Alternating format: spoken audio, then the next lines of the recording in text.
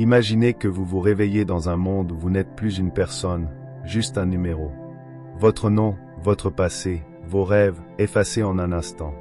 Vous êtes conduit dans un lieu où la survie ne dépend ni de la force ni de l'intelligence, mais d'un hasard impitoyable. L'air est lourd de désespoir, les murs résonnent des cris des brisés, et chaque jour, des gens disparaissent, sachant qu'ils ne reviendront jamais. La plupart succomberaient à une telle horreur, leur esprit écrasé par le poids de la souffrance. Mais un homme a refusé. Non seulement il a survécu, mais il a découvert quelque chose de si profond, de si profondément humain, que cela a changé notre compréhension de la vie. Cet homme était Viktor Frankl. Dans les profondeurs d'un camp de concentration nazi, où l'espoir n'était qu'une faible lueur dans une tempête sans fin, Frankl a découvert une vérité qui défiait l'obscurité, une vérité qui transformait la souffrance en force. Quand tout lui a été enlevé, il a trouvé la seule chose qu'aucune prison, aucune brutalité ne pouvait lui voler. Et si je vous disais que sa découverte pourrait être la pièce manquante dans votre propre vie? Frankl n'a pas seulement survécu, il a émergé avec une philosophie qui a guidé des millions de personnes à travers leurs moments les plus difficiles, une philosophie qui pourrait détenir la réponse aux luttes que vous affrontez aujourd'hui. C'est l'histoire d'un homme qui a percé le secret du sens de la vie. À la fin de ce texte, vous comprendrez comment son secret peut transformer la vôtre. Bien avant que Viktor Frankl ne devienne l'homme qui changerait notre compréhension de la souffrance, il était un jeune garçon grandissant au début du XXe siècle à Vienne, une ville débordante d'énergie intellectuelle. C'était une époque où Freud révolutionnait la psychologie, où les débats dans les cafés portaient sur la philosophie, l'art et le sens de la vie. Au milieu de tout cela se trouvait le jeune Viktor, curieux, observateur et inquiet. Né en 1905 dans une modeste famille juive, la fascination de Frankl pour l'esprit humain a commencé tôt. Alors que la plupart des enfants s'adonnaient à des jeux, Frankl était perdu dans ses pensées. Il questionnait tout. Pourquoi les gens agissaient comme ils le faisaient? Pourquoi certains s'effondraient face à l'adversité tandis que d'autres persévéraient?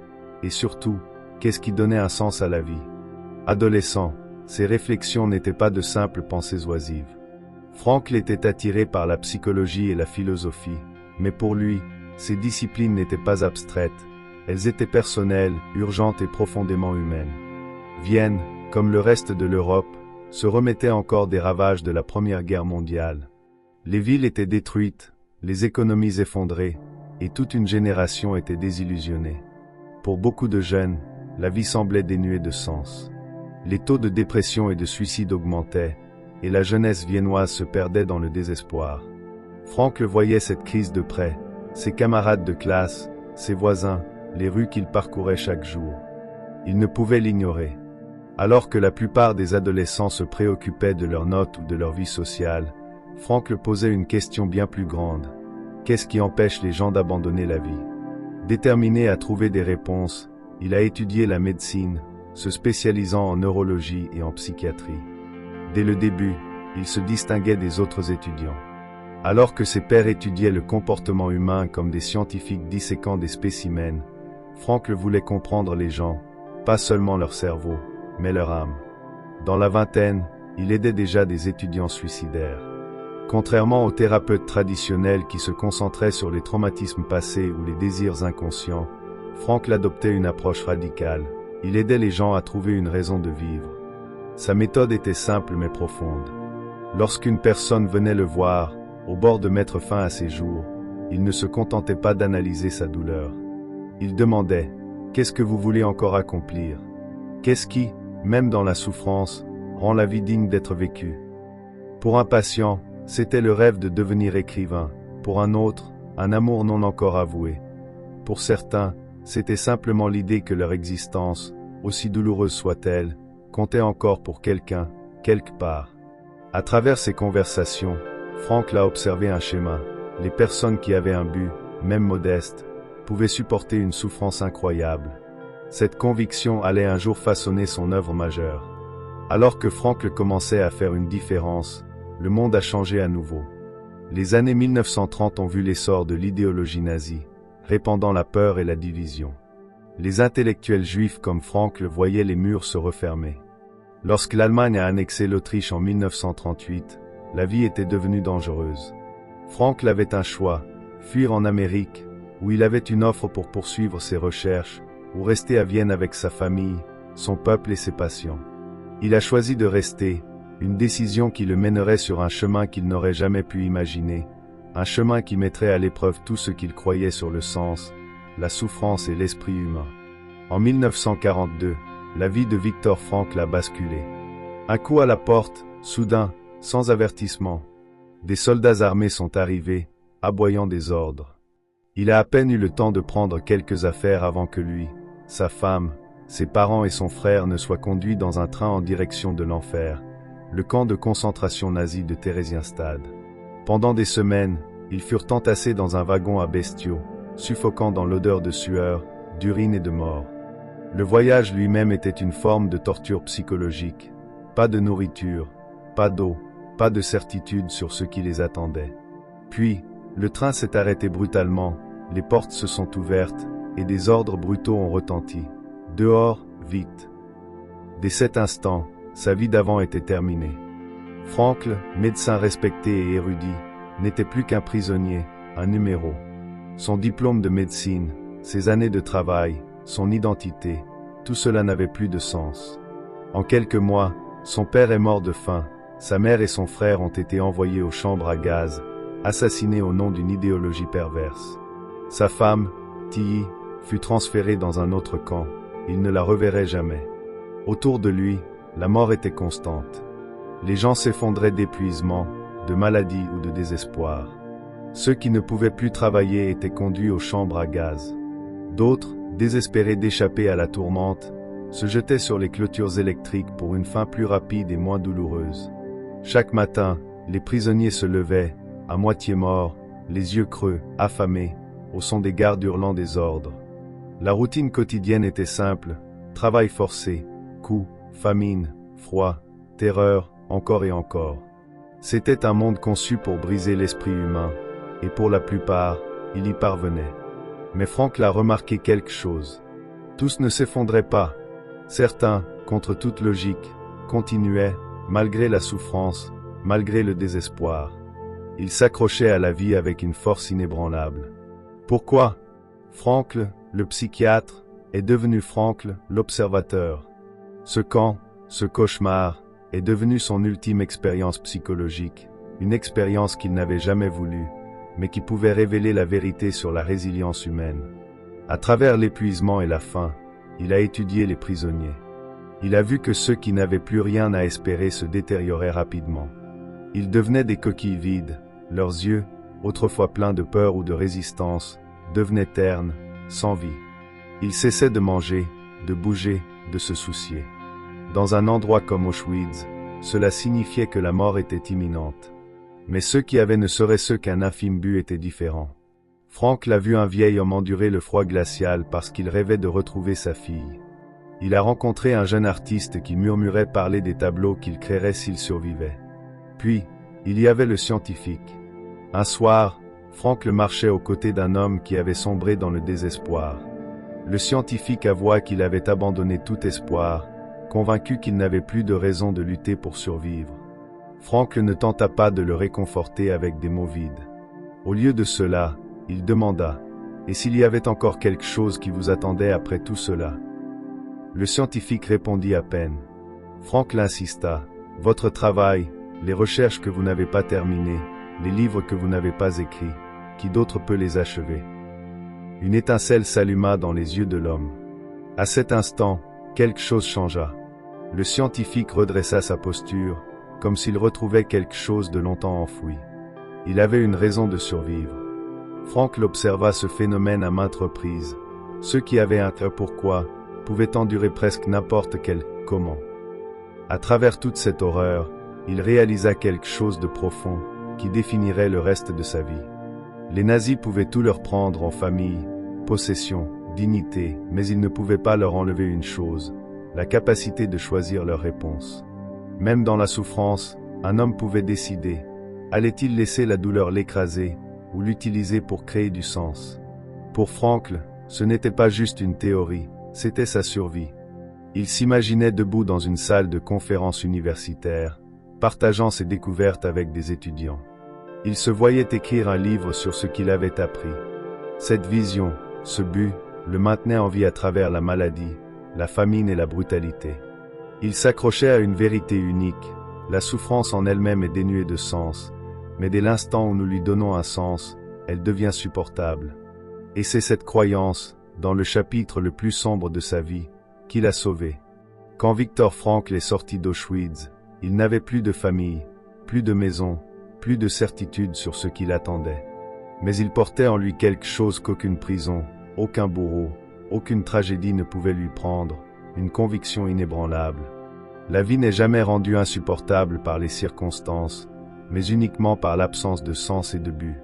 Cette vérité unique l'avait maintenu en vie. Désormais, il était déterminé à la partager avec le monde.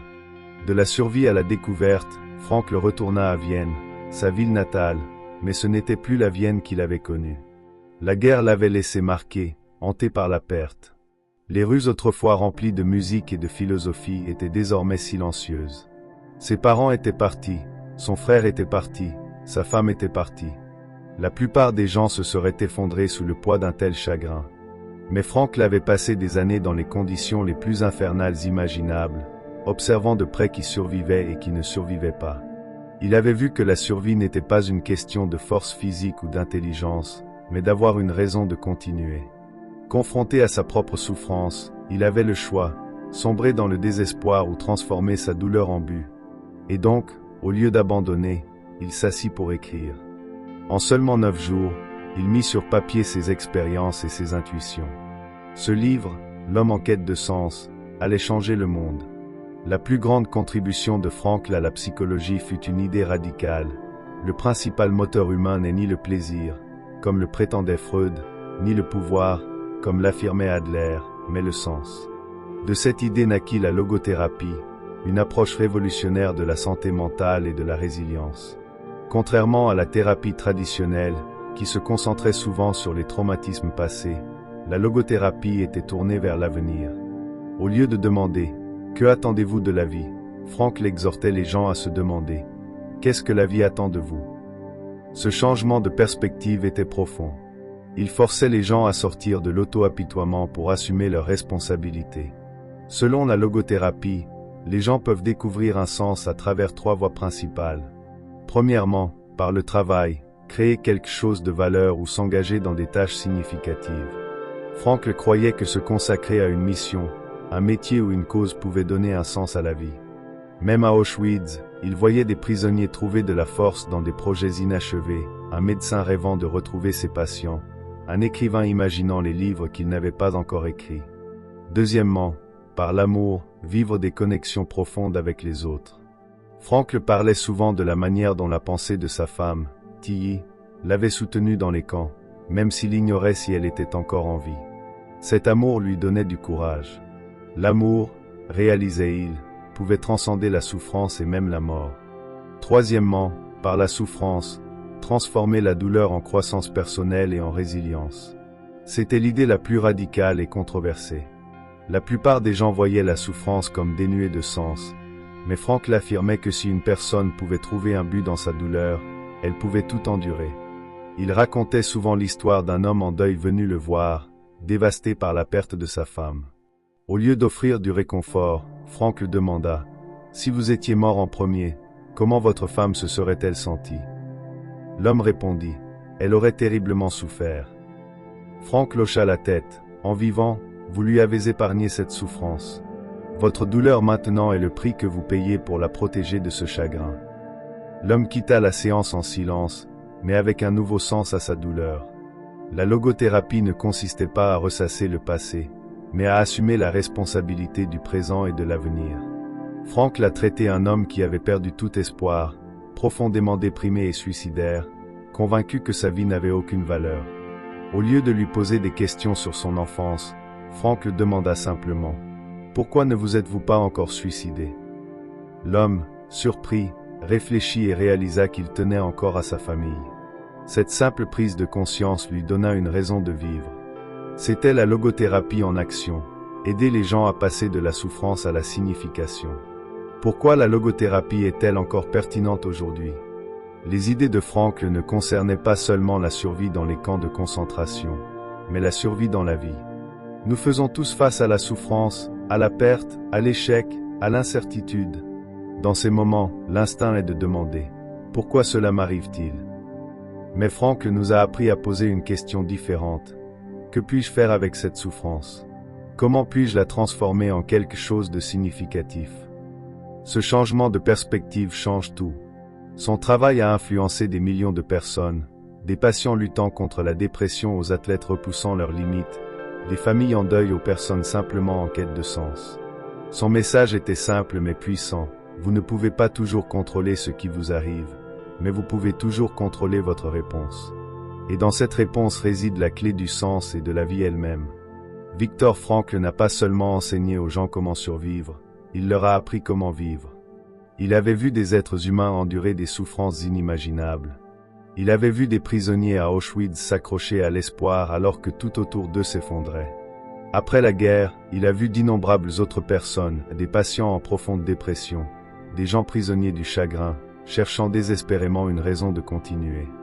Le message de Frankl était clair. La souffrance est inévitable, mais le sens est toujours à portée de main. Dans le monde d'aujourd'hui, on nous dit que le bonheur est le but. Le monde moderne nous vend l'idée que si nous obtenons le bon travail, trouvons le bon partenaire, achetons les bonnes choses, alors nous serons enfin heureux. Mais Frankl rejetait cette idée. Il affirmait que courir après le bonheur mène souvent à un vide, pas à l'épanouissement. Le bonheur ne peut être poursuivi, il doit découler. En d'autres termes, si vous faites du bonheur votre objectif, vous aurez toujours l'impression qu'il vous manque quelque chose. Mais si vous poursuivez le sens, le bonheur suivra comme un sous-produit. La plus grande intuition de Frankl, celle qui a transformé des vies, était la suivante. Vous ne contrôlez peut-être pas ce qui vous arrive, mais vous contrôlez toujours votre réponse. Cette idée n'était pas seulement théorique, elle était née de sa propre souffrance dans les camps de concentration.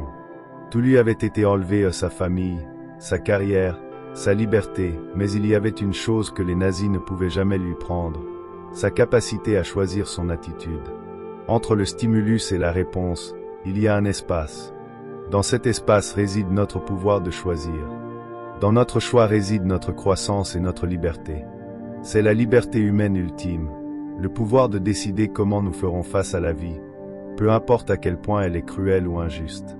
Certaines des personnes les plus remarquables de l'histoire, celles qui ont marqué leur époque, qui ont inspiré des générations, sont celles qui ont trouvé un sens à leur souffrance. Frankl l'a vu de ses propres yeux. Après la guerre, il a travaillé avec des patients en phase terminale, des gens qui savaient qu'il leur restait peu de temps. Au lieu de sombrer dans le désespoir, certains d'entre eux ont trouvé un sens profond dans leurs derniers jours. Un patient, un homme confronté à une mort certaine, dit à Frankl, « Docteur, je ne peux éviter de mourir, mais je peux m'assurer de mourir avec dignité. » Ce changement de perspective, de l'impuissance au but, était transformateur. Au lieu de se concentrer sur ce qu'ils avaient perdu, ces patients se concentraient sur ce qu'ils pouvaient encore donner. Et c'est, selon Frankl, la clé d'une vie pleine de sens.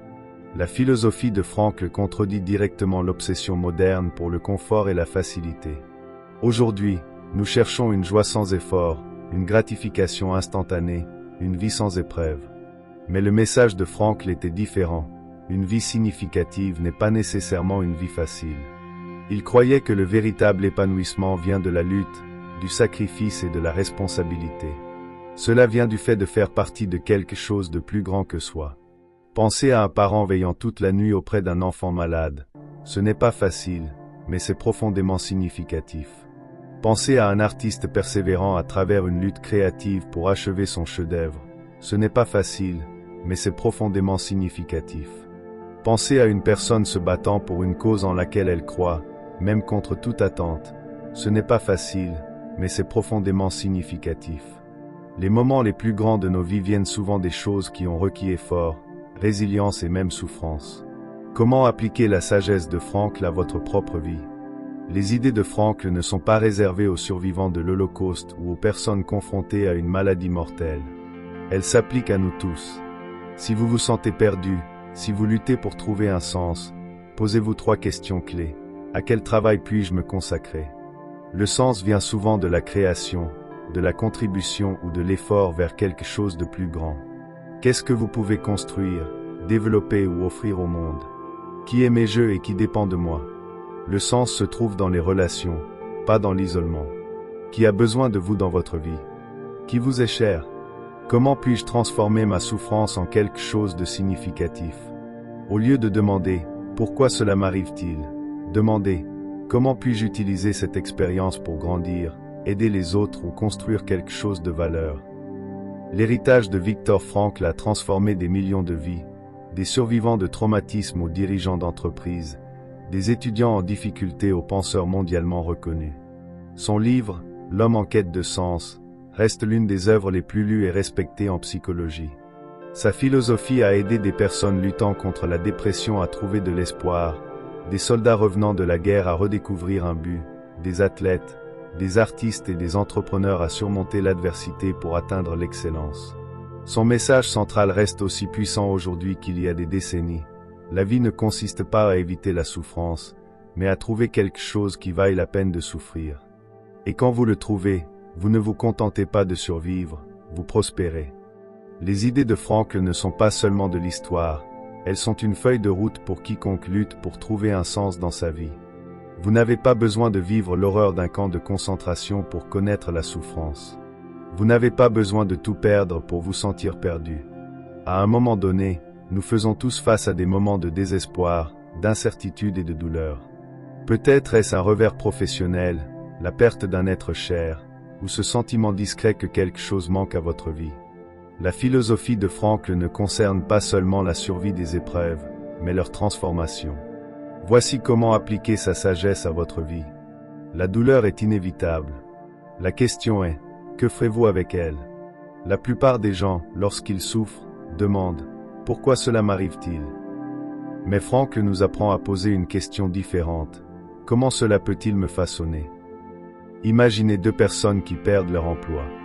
L'une sombre dans le désespoir, convaincue qu'elle est un échec. L'autre y voit un signal d'alarme, une opportunité de poursuivre un travail qui lui tient vraiment à cœur. Même événement, deux réponses différentes. La souffrance en elle-même est dénuée de sens, mais le sens que nous lui attribuons change tout.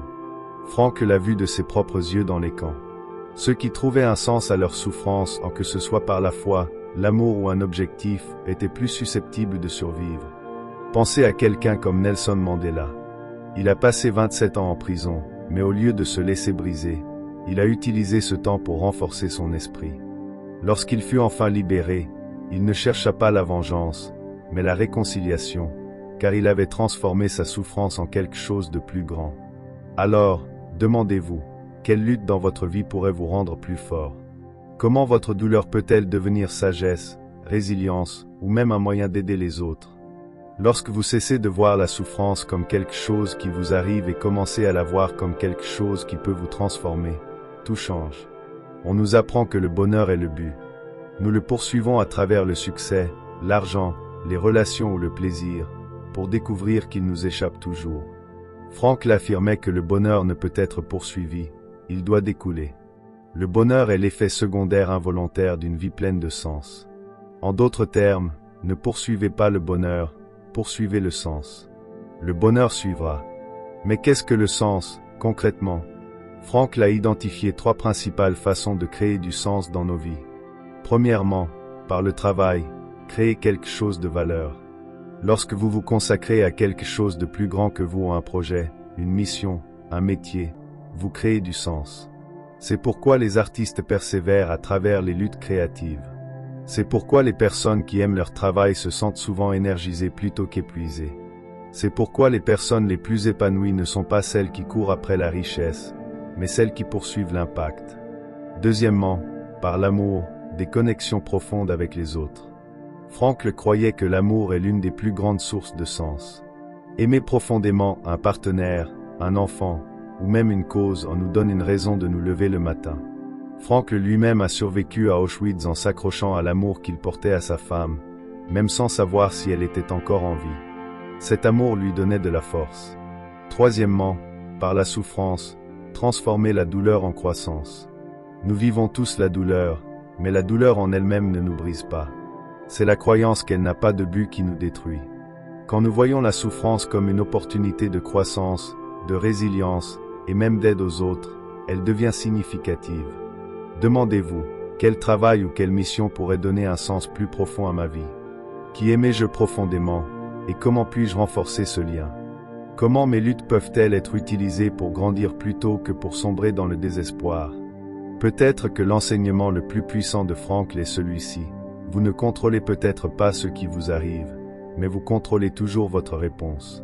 C'est ce qui distingue ceux qui sont brisés par la vie de ceux qui s'élèvent au-dessus d'elle. À Auschwitz, Frankl a vu deux types de personnes, ceux qui laissaient l'horreur détruire leur esprit, et ceux qui, même dans les pires conditions, choisissaient de rester humains, de montrer de la bonté, de s'accrocher à l'espoir. Cela s'applique aussi à la vie quotidienne. Vous ne contrôlez peut-être pas une enfance difficile, une relation ratée, une crise financière, mais vous contrôlez comment vous utilisez votre passé comme un poids ou une leçon. Vous contrôlez comment vous vous présentez pour les gens dans votre vie, les choix que vous faites pour avancer. Quand nous ne pouvons plus changer une situation, nous sommes mis au défi de nous changer nous-mêmes. La responsabilité ne signifie pas se blâmer pour tout ce qui arrive. Cela signifie réaliser que, peu importe votre passé, vous n'êtes pas impuissant. Quel choix fais-je aujourd'hui qui façonne mon avenir? Est-ce que je réagis à la vie, ou est-ce que je façonne activement mon chemin? Quelle petite action puis-je entreprendre maintenant pour créer du sens dans ma vie? Les enseignements de Frankl ont aidé des millions de personnes, des survivants de traumatismes à se confronter à des luttes quotidiennes. Sa philosophie ne concerne pas seulement l'endurance des épreuves, mais leur transformation en quelque chose de significatif. Son message central est celui-ci: la vie ne consiste pas à éviter la souffrance, mais à trouver quelque chose qui vaille la peine de souffrir. La prochaine fois que vous vous sentirez perdu, rappelez-vous, votre souffrance peut vous façonner. Votre but se trouve dans le sens, pas dans un bonheur éphémère. Vous avez toujours le pouvoir de choisir votre réponse. C'est ainsi que vous ne survivez pas seulement, mais que vous prospérez. Et c'est le plus grand cadeau de Frankl au monde. Viktor Frankl n'a pas seulement survécu à l'Holocauste, il en est sorti avec un message qui allait changer le monde.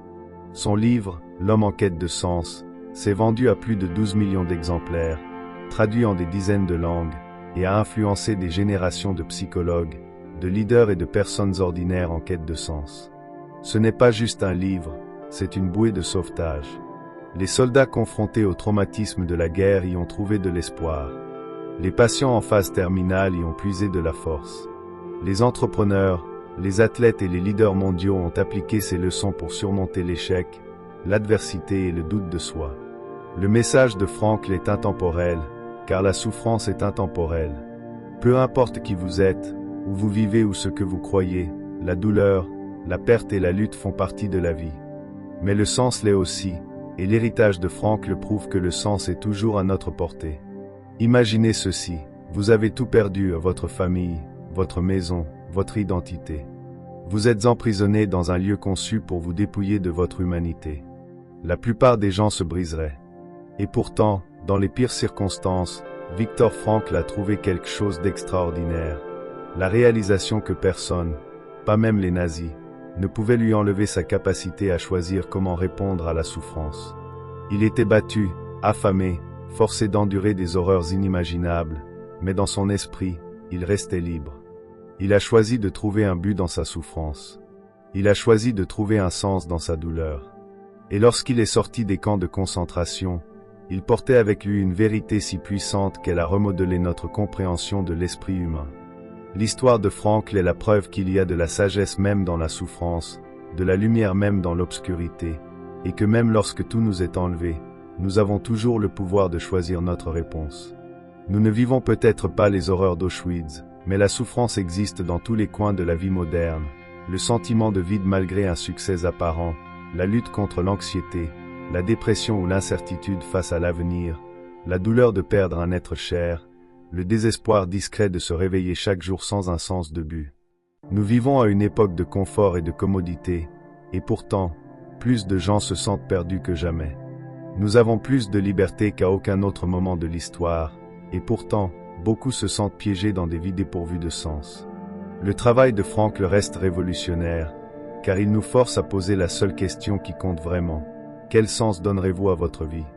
Votre quête de sens commence maintenant. Alors, je vous lance un défi. En ce moment même, demandez-vous, Quelle lutte dans ma vie pourrais-je transformer en force? Quel but plus profond suis-je destiné à accomplir? Quel choix puis-je faire aujourd'hui pour ajouter du sens à mon existence? Car le sens n'est pas quelque chose que vous attendez passivement.